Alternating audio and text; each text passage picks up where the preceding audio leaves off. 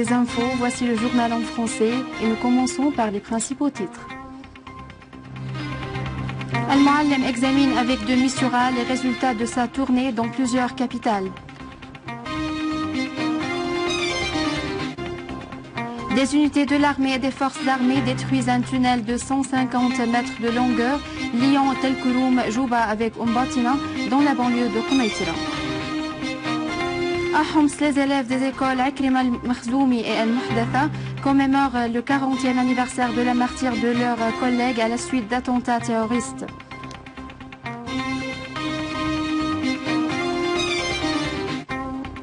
La pâtisserie orientale est connue à Damas depuis plus d'un 1000 ans.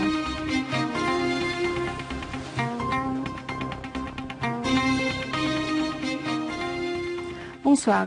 Monsieur Walid Al-Muallim, vice-président du Conseil des ministres, ministre des Affaires étrangères et des expatriés, a reçu aujourd'hui l'envoyé spécial du secrétaire général des Nations Unies en Syrie, Stéphane de Mistura, et la délégation qui l'accompagne.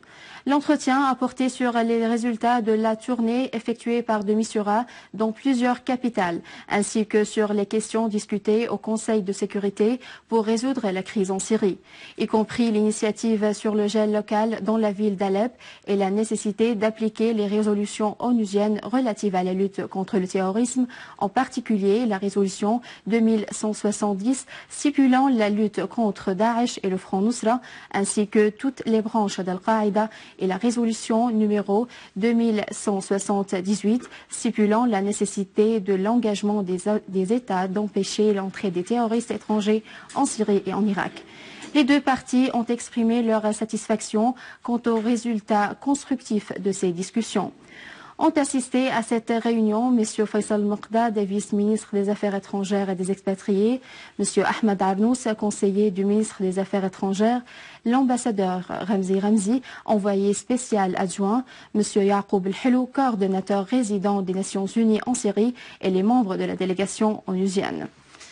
Pour sa part, le ministre adjoint des Affaires étrangères et des expatriés, Ayman Soussan, a réitéré la position de la Syrie qui coopère avec tous les efforts régionaux et internationaux pour la lutte contre le terrorisme, conformément aux résolutions stipulant le respect de la souveraineté nationale et la loi internationale.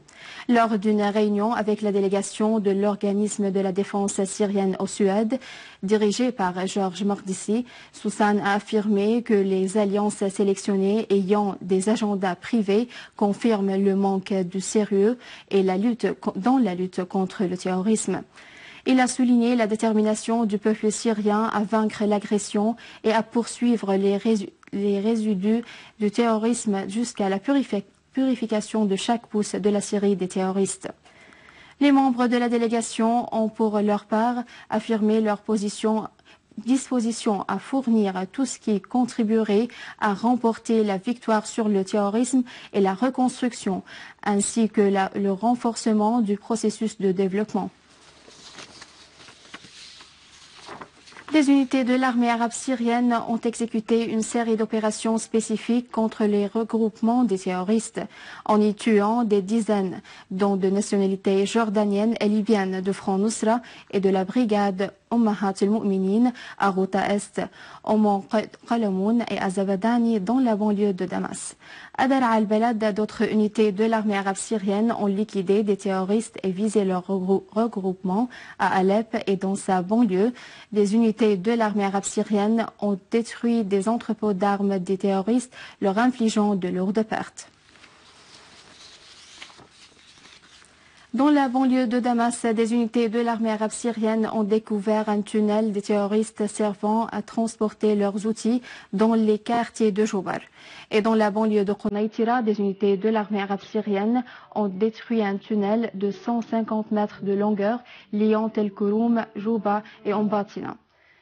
D'autres unités de l'armée ont avorté plusieurs tentatives d'infiltration des terroristes dans des points militaires à Sheikh Meskin, dans la banlieue de Daraa, et tué un leader terroriste. Cependant, 114 personnes recherchées se sont rendues aux services compétents à Damas et sa banlieue, à Homs, à Hama et à Alep pour régulariser leur situation. Les citoyens de Ain Arab poursuivent la défense de leur ville et avortent les tentatives d'infiltration des groupes terroristes dans les quartiers de la ville. Des sources locales ont souligné la poursuite des violents accrochages entre les habitants de Ain Arab et des terroristes à l'est de la ville. Ainsi, 2 citoyens sont tombés en martyrs et 4 autres ont été blessés, dont 2 enfants, dans un bombardement exécuté par l'État islamique contre le camp des déplacés près de Tel Sha'ar à l'ouest de la ville.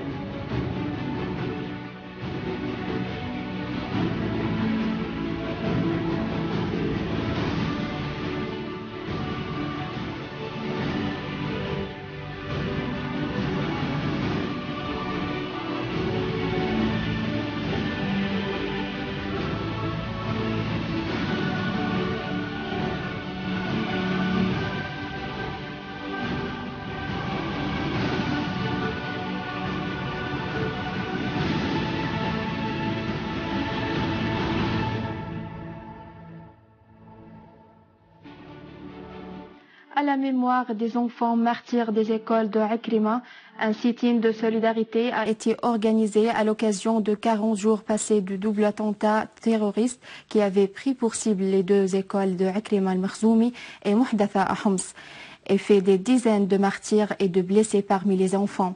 Les participants ont planté des arbres dans un jardin près des 2 écoles et assuré que les enfants de la Syrie poursuivront leurs études en dépit de tous les actes criminels qui les visent. Plusieurs des familles des martyrs ont assuré que les actes terroristes qui avaient visé les enfants n'obligeront point les Syriens à ne pas faire face au terrorisme pour que la patrie retourne forte. Selon la télévision autrichienne, un expert des affaires du terrorisme auprès de l'Organisation internationale de l'Interpol a indiqué que la Turquie a facilité l'accès de plus de 15 000 terroristes via ses frontières en Syrie et en Irak, en leur présentant des assistances. Le secrétaire général de l'Interpol a affirmé que des organisations terroristes extrémistes ont commencé d'utiliser de nouveaux moyens pour transporter des terroristes vers la Syrie par bateau dans les côtés turcs. L'écrivain américain Peter Van Buren a affirmé dans un article publié dans le site anti-war que des campagnes américaines lancées par les États-Unis pour faire face à l'organisation terroriste de l'État islamique et réduire le nombre des Américains et des étrangers qui se rallient parmi leurs rangs ont voué à l'échec malgré les fonds dépensés à ce sujet.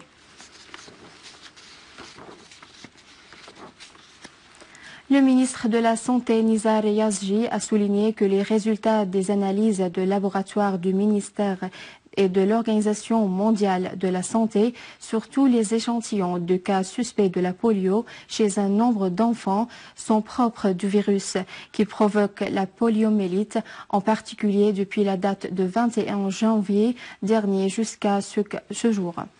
Yazji a déclaré que le ministère de la Santé continue à prendre toutes les mesures pour fournir les exigences de la prochaine phase de la campagne de vaccination dans la période du 23 au 27 du mois en cours.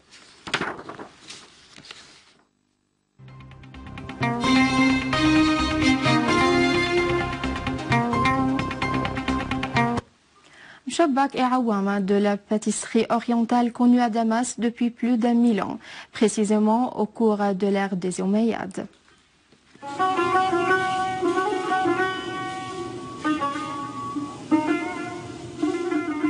Les habitants de Damas sont des artistes lorsqu'ils préparent la pâtisserie orientale, surtout pendant les cérémonies religieuses à l'occasion de la fin du mois de Ramadan et au début de la fête de Eid al-Fitr, où se transforment l'achat et la vente des gâteaux en un véritable festival. Une pâtisserie orientale est précisément une spécialité syrienne très populaire, mchabbak syrien et awama, connu depuis plus d'1000 ans, des jours des Omeyyades. Elle est connue pour son goût, qui sent la fleur d'oranger.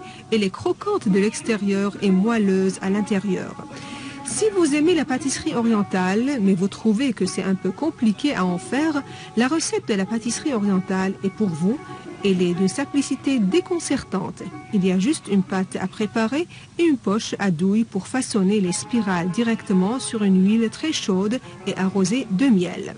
La pâtisserie syrienne est un festival de couleurs avec la verdure légendaire et pistache. La belle couleur des cheveux d'ange délicatement grillés et l'ivoire des pignons de pin ou encore des noix de cajou. La préparation de la pâtisserie orientale en Syrie remonte au début du siècle dernier. Aujourd'hui, cela est devenu une habitude essentielle durant toute l'année, pas uniquement pour les occasions. À signaler qu'en 2010, la pâtisserie orientale a accès à l'encyclopédie de Guinness pour son record mondial pour avoir produit la plus grande boîte de pâtisserie orientale dans la capitale Damas.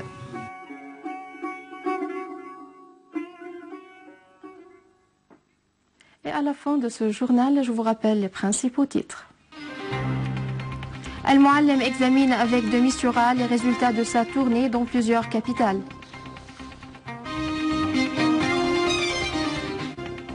Des unités de l'armée et des forces armées détruisent un tunnel de 150 mètres de longueur liant Tel Kuroum, Jouba avec Ombatina dans la banlieue de Koumaïtira.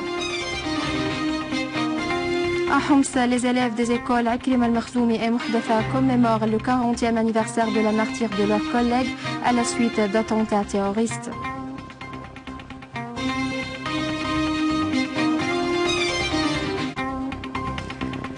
C'est la fin du journal. Je vous remercie de l'avoir suivi. Je vous rappelle que vous pouvez consulter notre site internet syrienonline.sy pour avoir ce journal et davantage d'informations. Au revoir.